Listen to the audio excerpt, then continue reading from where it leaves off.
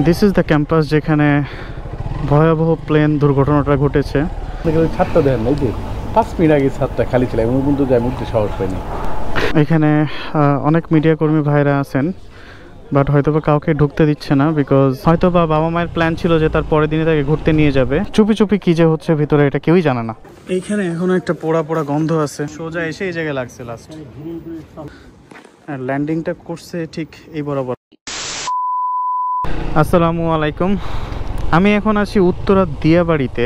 আর ঠিক এই জায়গাটাতে গত পরশুদিন বাংলাদেশ বিমানের F7 বিমান ক্র্যাশ করেছিল। আপনারা যারা হয়তোবা চিনেন না, সেটা হচ্ছে এই ঘটনাটা ঘটেছে মাইলস্টোন কলেজের পার্মানেন্ট যে ক্যাম্পাসটা, যেটা উত্তরা দিয়াবাড়িতে অবস্থিত।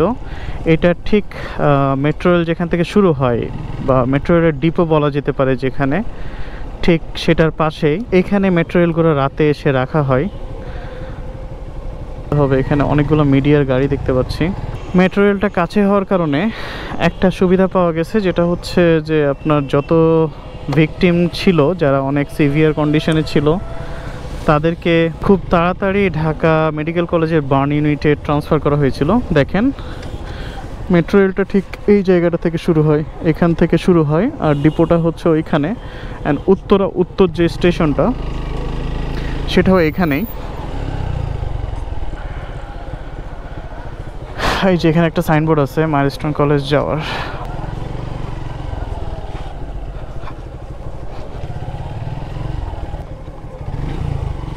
এখানে এখন অনেক মিডিয়া কর্মীরা এখানে আছেন, অ্যান্ড কাউকে ভিতরে ঢুকতে দেওয়া হচ্ছে না।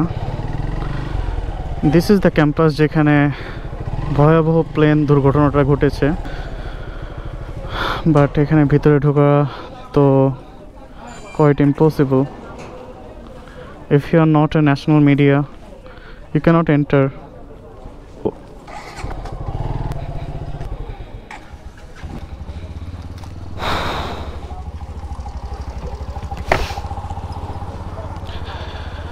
বিদ্যালয় ভবনে আকস্মিক দুর্ঘটনার কবলিত একটি যুদ্ধ বিমান ভূপাতিত হওয়ায় এক হৃদয় বিদারক পরিস্থিতির সৃষ্টি হয়েছে।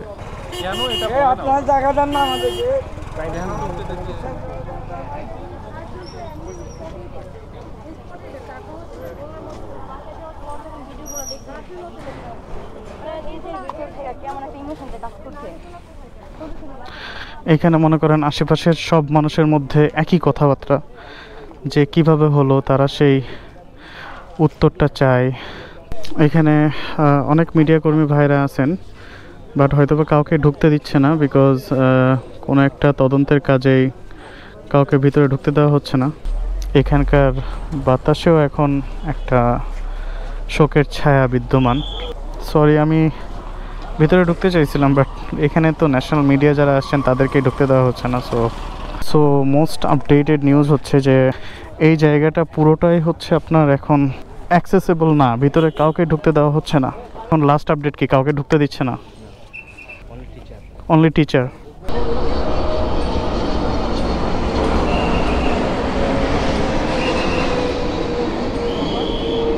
চুপি চুপি কী যে হচ্ছে ভিতরে এটা কেউই জানে না।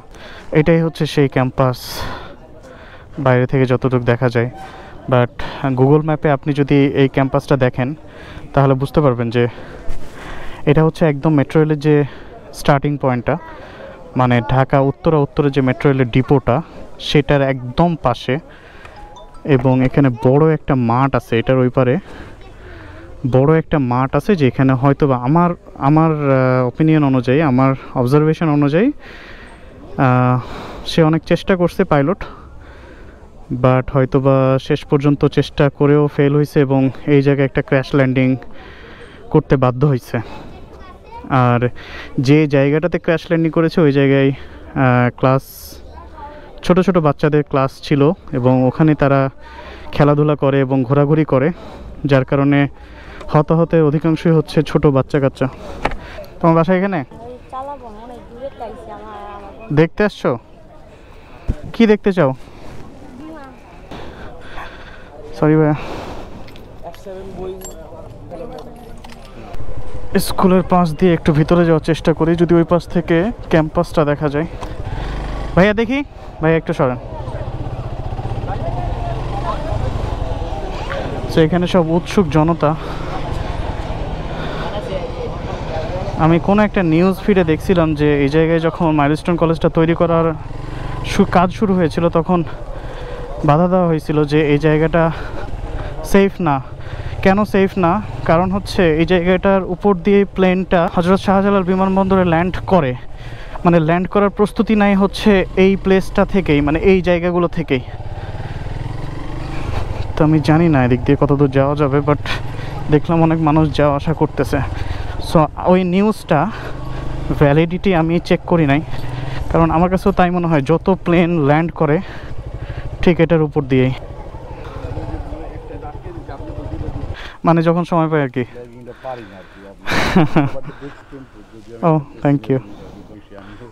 আপনি একটু বলেন তবে আপনাদের ঢুকতে দিচ্ছে না কারণ ন্যাশনাল মিডিয়া আপনারা চ্যানেল লেখা তো।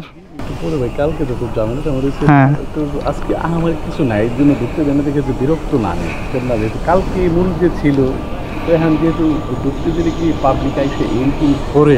হ্যাঁ হ্যাঁ হ্যাঁ আমার যে খুশিটা করে পাবলিক ভাই ওদের পাবলিক ঢুকছে, মানে একবার শুনবো যে গেট খোলা, আপনি কালকে দুপুরে যে পুরো বাইরে হয়ে গেছে মানুষে ভরে গেছে। এই যে আপনাকে ছাদটা দেখেন, এই যে 5 মিনিট আগে ছাদটা খালি ছিল, এমন পর্যন্ত যায় মুখতে সাহস পাইনি। দেখেন ওই জায়গাটা দেখছেন কি? হাই হাই, ওই ছবিটা নেন তো ভাই, দেখেন তো ছবিটা নেওয়া যায় নাকি? দেখেন আপনি তো রিপোর্টার না, মানে হ্যাঁ।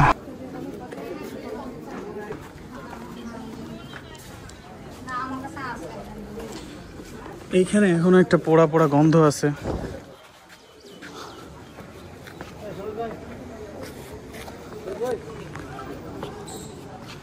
জায়গাটা একদম কালো হয়ে গেছে, কিছু তো দেখা যায় না।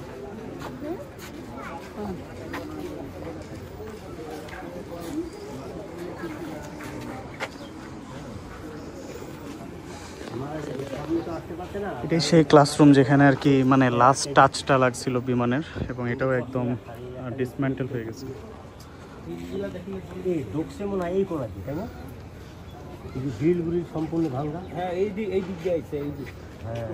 সোজা এসে এই জায়গায় লাগছে লাস্ট।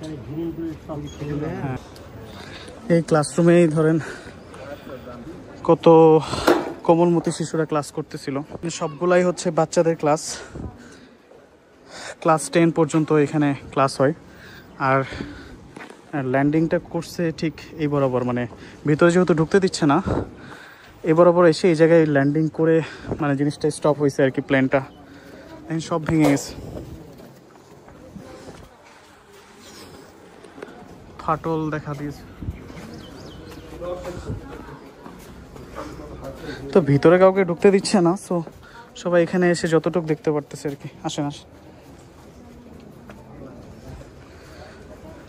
এটা হচ্ছে পিছনের সাইড মাইলস্টোন কলেজের, এখানে স্কুল সেকশনটা এবং বাচ্চাদের সেকশন। সো অনেকে এখানে ক্লাস করতেছিল, অনেকে আবার বাইরে ধরেন খেলাধুলা করতেছিল। লাইক এখানে কিছু সুইং সেট আছে যেখানে অনেকেই দোলনায় দোল খাচ্ছিল এবং অনেকেই খেলাধুলায় ব্যস্ত ছিল, যার মধ্যে এই ঘটনাটা ঘটছে। অ্যান্ড যার কারণে ভুক্তভোগী বা হতাহতের বেশ অধিকাংশই হচ্ছে শিশুরা। আর দিস ইজ দ্য ক্যাম্পাস। এই গেটটাও অ্যাক্সেসেবল না ফর দ্য টাইম বিং। আর এই যে সাদিক ভাই, 71-এর সাংবাদিক সাদিক ভাই যেটা বললো যে একটু পরে ঢুকতে দিবে, কারণ এখন যদি ঢুকতে দেওয়া হয় আসলে পাবলিক ঢুকে জিনিসটা অনেক ম্যাসাকার করে ফেলে। So let's get back to my GoPro. So এখান থেকে বের হয়ে যাচ্ছি। আসলে এখানে থেকেও খুব একটা কোনো বেনিফিট নাই, কারণ এখন পর্যন্ত কাউকে ঢুকতে দেওয়া হচ্ছে না। সাংবাদিকদেরও ঢুকতে দেওয়া হচ্ছে না। একটু জায়গা দিয়েন। হ্যালো,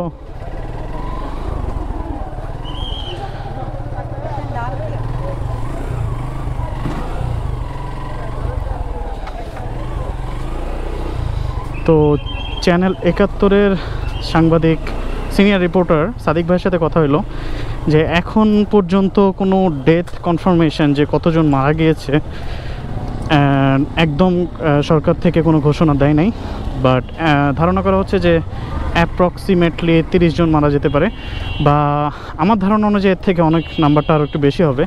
চারিদিকে একটা নিস্তব্ধ নীরবতা কাজ করছে। এখানকার মানুষজন বা হয়তো বা বাংলাদেশের সব মানুষই এই শোক এখনও কাটিয়ে উঠতে পারে নাই, কারণ যে শিশুটা সকালবেলা বাবার উপর অভিমান করে গিয়েছিল স্কুলে, সে আর ফিরতে পারে নাই। হয়তো বা বাবা মায়ের প্ল্যান ছিল যে তার পরের দিনে তাকে ঘুরতে নিয়ে যাবে, যার কারণে সেই ছেলেটি অভিমান করেছিল।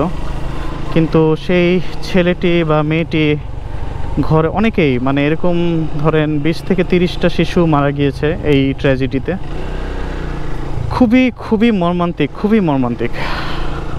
আপনি যদি আমার ওপিনিয়ন জানতে চান, আমি বলতে পারি যে আমার কাছে পুরো ঘটনাটা অবজার্ভ করে যেটা মনে হয়েছে যে ডেফিনেটলি বিমানে কোনো না কোনো ত্রুটি ছিল, যার কারণে বিমানটি কন্ট্রোলে রাখতে পারে নাই পাইলট যিনি ছিলেন। যতদূর শুনেছি যে পাইলট অনেক চেষ্টা করেও আসলে সেফ কোনো জায়গায় এটাকে ক্র্যাশ ল্যান্ডিং করতে পারেন নাই। বাট দিয়াবাড়ি কিন্তু অনেক বড় একটা জায়গা, এখানে অনেক ফাঁকা জায়গা আছে, বাট আসলে কোনো একটা কারণে হয়তো বা উনি কোনো ফাঁকা জায়গায় ল্যান্ডিং করতে পারেন নাই। যেটাই হোক, তদন্ত কমিটি গঠন করা হয়েছে, হয়তো বা কোনো প্রিলিমিনারি রিপোর্ট খুব তাড়াতাড়ি আমরা পেয়ে যাব, এবং কন্ট্রোল রুমের সাথে কি কি কথাবার্তা হয়েছিল সেটাও আমরা পেয়ে যাব। দুই একটা সিসিটিভি ফুটেজ পাওয়া গেছে, যেখানে দেখা যাচ্ছে যে উপর থেকে কাইন্ড অফ ভার্টিক্যালি প্লেনটা দুর্ঘটনার কবলে পড়ে। সাদিক ভাই যেটা বললেন যে এই জায়গায় গতকালকে খুব বাজে রকমের অবস্থা হয়ে গিয়েছিল, যখন সবাইকে অ্যাক্সেস দেওয়া হয়েছিল, মানুষজন ভিতরে যে মানে অনেক মানুষ যে আসলে অনেক ম্যাসাকার তৈরি করে ফেলছিল, যার কারণে আজকে এই স্টেপটা নেওয়া হয়েছে, কাউকে ঢুকতে দেওয়া হচ্ছে না। বাট মিডিয়া কেন বাইরে এটা জানি না, মানে মিডিয়ার তো সব জায়গায় অ্যাক্সেস থাকা উচিত এই ধরনের ইনভেস্টিগেশন রিলেটেড, এই ধরনের একটা ন্যাশনাল ট্র্যাজেডিতে মিডিয়াকে তো জানানো উচিত, আর মিডিয়াকে জানানো মানেই তো জনগণকে জানানো। সো জায়গাটা খুবই খুবই খুবই একটা স্তব্ধ একটা পরিবেশ। মানে আমি এতক্ষণ ছিলাম, আমি যখন ক্লাসরুমটার পাশে গেলাম, ক্লাসরুমটার সব কিছু ভেঙে গেছে। মানে আমি যদি আপনাকে বুঝাই, প্লেনটা ল্যান্ডিং করার পরে মানে বেশ কিছুক্ষণ সময় সে একটা কলিউশন করে আগিয়ে গেছে, এবং লাস্টে গিয়ে ওই ক্লাসরুমটাতে যে বাধাগ্রস্ত হয়েছে আর কি, যার কারণে ক্লাসরুমটা একদম ভেঙে গেছে ভিতরে সব কিছু। অ্যান্ড দেওয়ালেও দেখলাম ফাটল ধরে আছে। যে জেটের যে ফুয়েলটা, সেটা তো অনেক বেশি ফ্লেমেবল, এটা যখন একটু ছড়িয়ে গেছে, যার কারণে আগুনে সবাই দগ্ধ হয়ে গেছে। এটাই ছিল সো একটা শোক বার্তা, এবং another July for Bangladesh. Still যেহেতু এই দেশেই থাকি, এখন পর্যন্ত দেশেই থাকার প্ল্যান, সো এখানে আসলে কেয়ারফুল থেকে বেঁচে থাকা ছাড়া আর কোনো অপশন নাই। So try to be safe, try to live your life safely, specially in Dhaka city. যে কোনো সময় আপনার মাথার উপরে ফ্লাইওভার পড়ে যাবে, যে কোনো সময় আপনি অন্যের দোষের অ্যাক্সিডেন্টের শিকার হবেন, যে কোনো সময় আপনার মাথার উপরে প্লেন এসে ক্র্যাশ করবে। So these are the bullshit things are gonna be happen every months, every years. So আপনি কেয়ারফুল হওয়া ছাড়া there is no other alternative solution. So let's be careful and try to be happy forcefully, hoping for a better tomorrow. I am signing off from Diyabari. See you in my next video. Tata.